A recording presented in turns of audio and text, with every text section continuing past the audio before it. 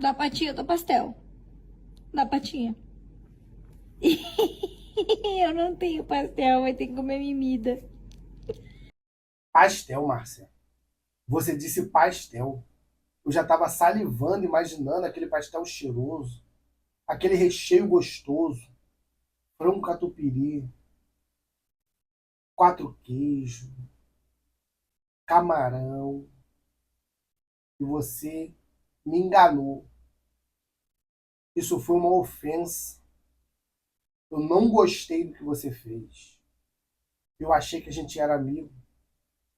Eu achei que a gente era uma equipe. Mãe e filho.